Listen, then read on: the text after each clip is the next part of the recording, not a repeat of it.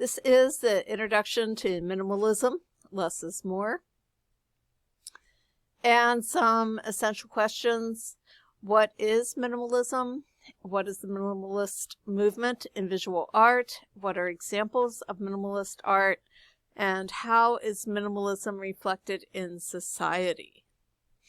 And here you are looking at one of the very first pieces of minimalist art, which is by Pierre Mondrian.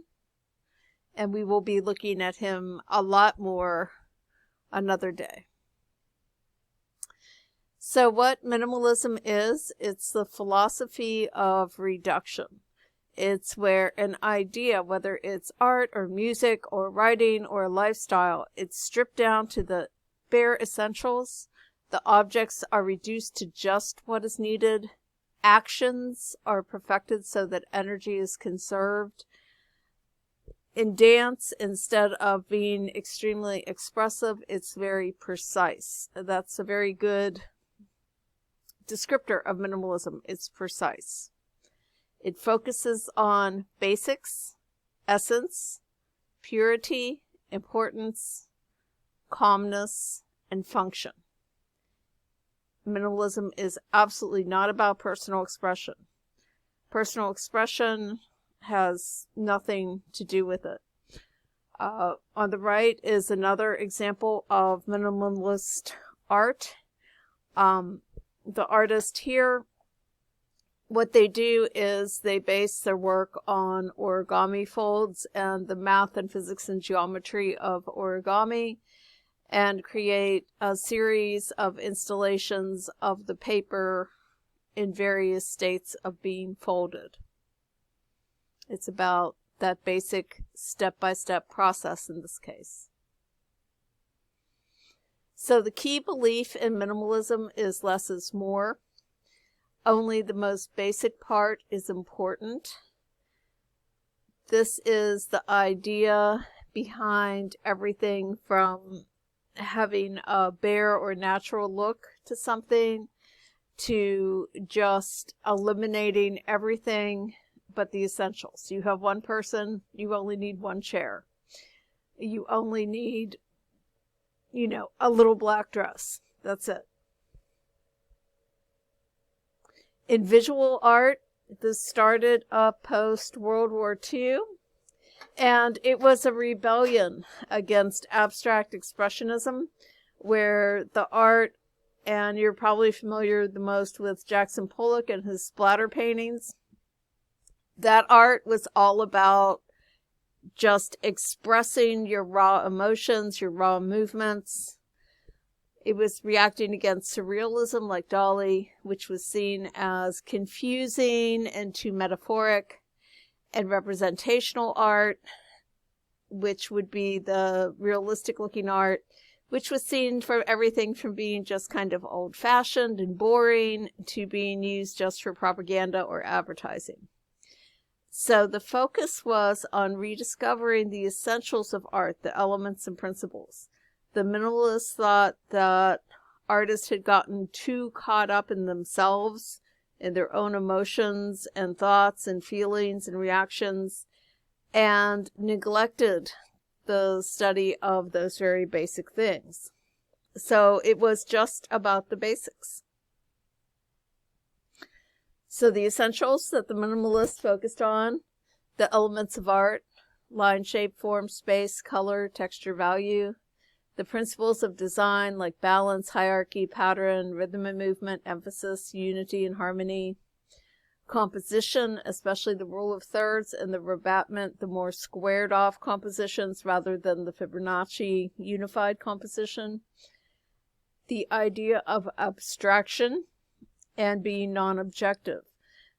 We will talk more about these, but because we refer to them, abstraction means that it's based on an actual thing, but it doesn't look like a real version of a thing. Like when you're a little kid and you draw broccoli trees, those are abstract trees. You know, when you look at that, that's supposed to be a tree, but it doesn't look like a real tree. Non-objective means it doesn't look like anything but itself. A square is a square. It doesn't mean that the square is a house. Okay? So on the right, and this is some of Frank Stella's work, you have just monochromatic, achromatic colors, black, white, grays, with gold. And the emphasis is on the repetition, the squares, the illusion of distance and depth that it gives. Even though both paintings are drawn exactly the same size, squares, etc., the way they are painted create a different effect. So how it worked is minimalist artists focused on a specific essential. For example, blue. If they were focusing on color, they don't focus on all the colors usually. They focus on that one color one time, perfect. Or they focus on the relationship of colors.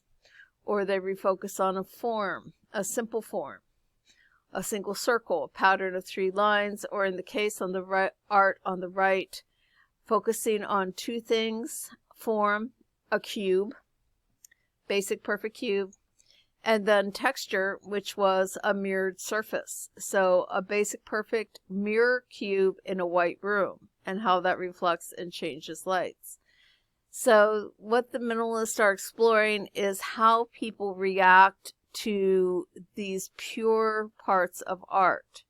Instead of making something identifiable, like, oh, look, there's a bird, but can people still relate and understand things when they're just reduced to things like a mirrored cube? So some examples of minimalist art post World War II. On the left is a print, and this is focused on color relationships. You have a neutral, and then you have complementary colors of blue and orange, and then the positive negative space, where things are overlapped in a hierarchy, cut out. You have a negative space seen in the blue rectangle. There's a negative circle, and then you have the positive orange circle, which is on top. And then when the blue and orange intersect, it creates a neutral that's almost black.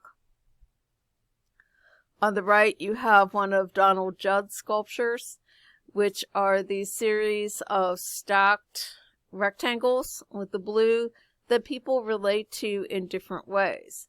Because even though that's what they are, stacked rectangles, people look at that and your brain wants to make them into a ladder or shelves or stairs or something of that nature.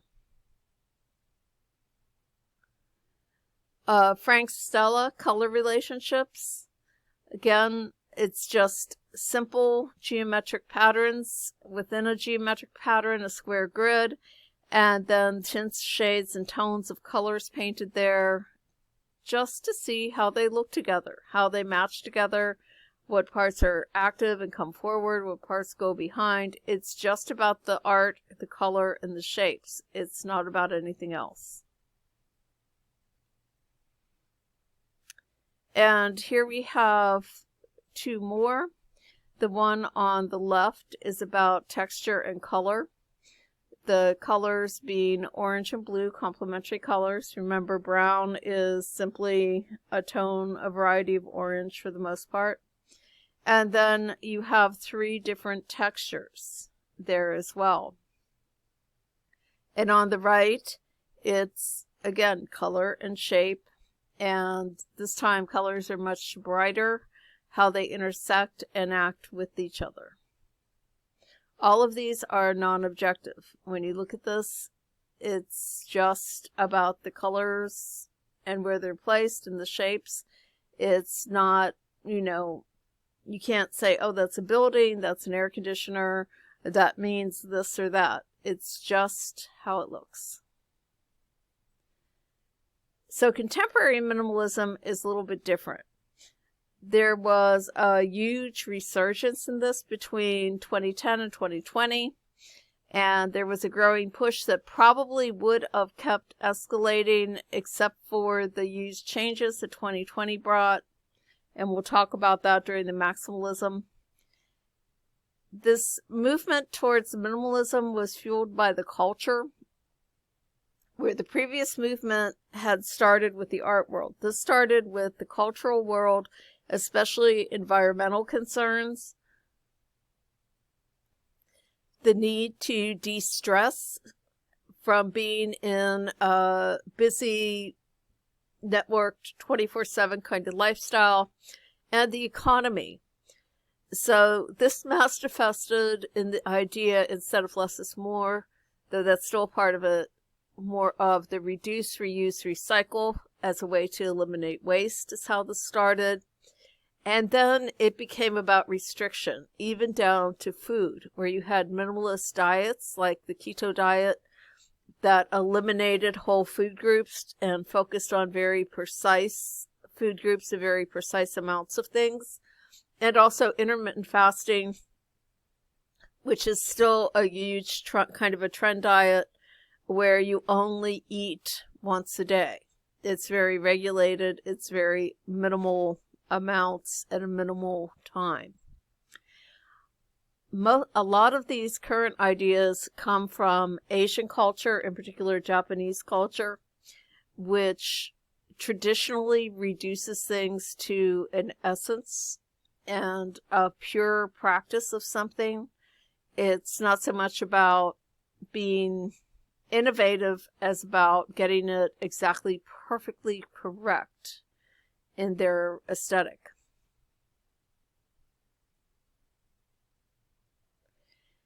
So minimalist design became very important in architecture, interior design, and applied design.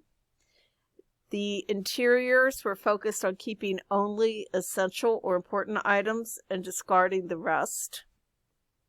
So it was a reduction in the physical amount of items you had, but it was also a reduction in color and pattern and those things.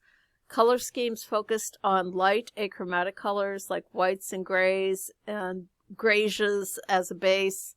And then sometimes they would add in a few accent colors, pops. This even translated into the farmhouse style, which, even though that's a much more cluttery kind of style, object-oriented, what they took out and minimalized was color.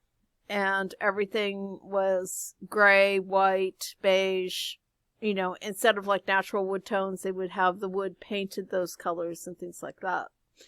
This was a way to reduce stress in your personal environment and then also remove distractions in a working environment so that you could just focus on the work at hand and nothing else. In art, it was a return to simple shapes, more of hand-drawn shapes than the very precise shapes of the earlier minimalists. Basic tones and colors, again, they're neutralized, they're grayed down.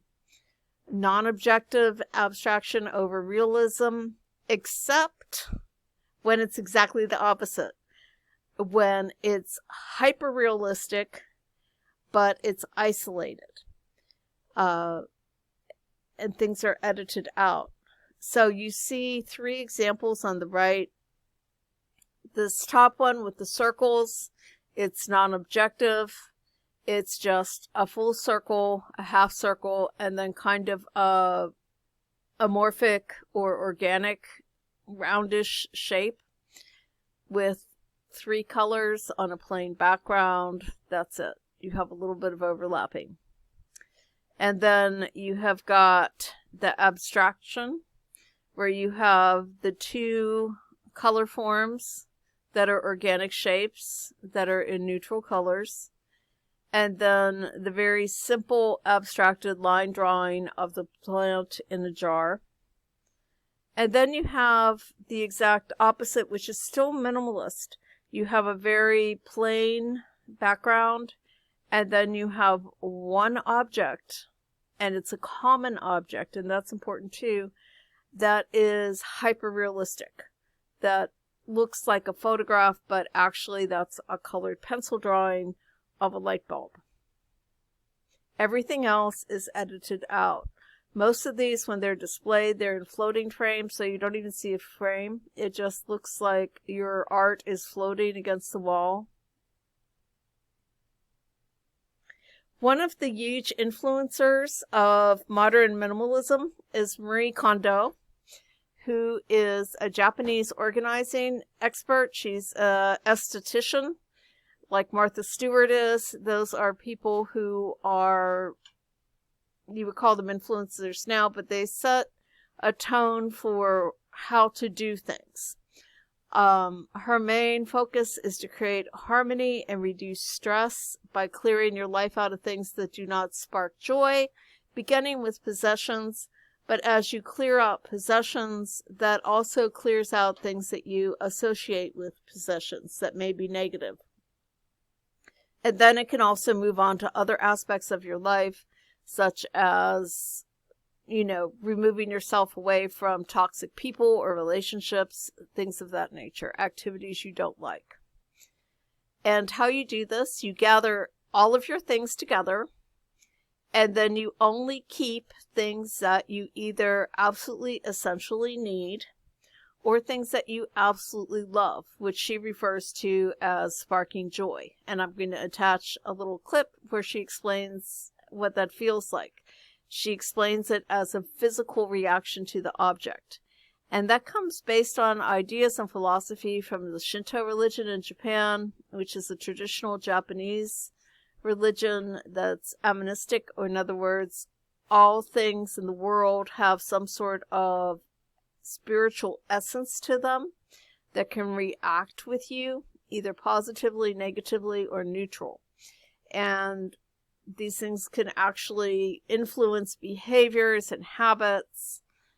And that seems like a really strange idea to us, probably. But if you think about it within our context, think about the difference from when you wear your favorite clothes, the things that you just love the most, and compared to when you are forced to wear something that you don't want to.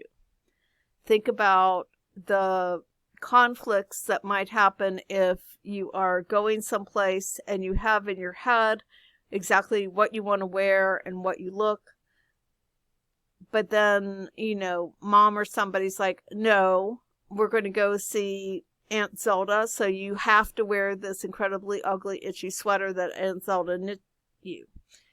And it kind of throws off the whole situation. Think about, your preferences for all sorts of things. Like, what is your favorite thing to write with? What is your favorite thing to make art with? Those are things that spark joy. What are things that you may not particularly like, but it's really hard to live without? Like indoor plumbing and toilets. That may not be your favorite thing in the universe, but it's kind of necessary. That's the whole idea behind this, is strip away to essential things that either you absolutely have to have or that you absolutely love. So your assignment is a Marie Kondo exercise. So the first thing you have to do is find something that's in your room or your house or your car that's disorganized. It can be small, like a drawer or a backpack or something like that. Or if you're super ambitious, you could do your room. You're going to take a before photo, showing it in your cluttery joy.